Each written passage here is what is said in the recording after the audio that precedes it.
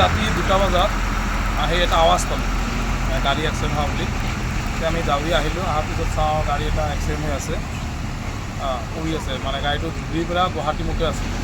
আহি 2টা মানুহ পালোঁ, এটা ড্ৰাইভাৰ এটা হেণ্ডিমেন পালোঁ। সিহঁতক আমি থানাত পুলিচক ফোন কৰিলোঁ। থানাত পুলিচ প্ৰশাসন আহিলে। অহাৰ পিছত আমি পুলিচ ভেনত পঠাই দিওঁ মেডিকেললৈ। তাৰপিছত এনেকৈ জাম লাগি আছে ট্ৰাক, পাঞ্জাৱ ট্ৰাক, সেইটোত দানা আছে, লুংগিত দানা জাম লাগি আছিল। এতিয়া ক্লিয়াৰ হ'ল, ৰাতিপুৱা 5:30 বজাত ক্লিয়াৰ হৈছিল ৰাস্তা। সন্দেহ লাগে যে টোপনি লাগিছিল ড্ৰাইভাৰটো, টোপনিৰ কাৰণে হৈছে এক্সিডেণ্ট। আমি এইবিলাক ঘটনা হোৱাৰ পিছত আমি এটা সন্দেহ হয় যে টোপনিৰ কাৰণে হয়।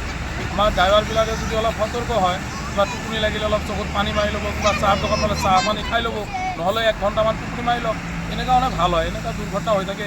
ভাগ্য ভাল ৰাতিৰ কাৰণতে যে দিনৰ ভাগত হ'লে কিমান মানুহ ক্ষতি হ'লে, এইটো এটা কথা। মানে আমি ড্ৰাইভাৰবিলাকক অনুৰোধ কৰি কওঁ যে আপোনালোকৰ যদি টোপনি লাগে, টোপনি লাগিলে আপোনালোকে 1 ঘণ্টা টোপনি মাৰি লওক, নহ'লে ক'ৰবাত ৰখাই কেনে চাহ পানী খাই লওক, চকুত পানী চানী মাৰি লওক, তাৰপিছত এনেকৈ চলক আপোনালোকে। আমাৰ এইটো অনুৰোধ থাকিল ড্ৰাইভাৰবিলাকৰ লগত।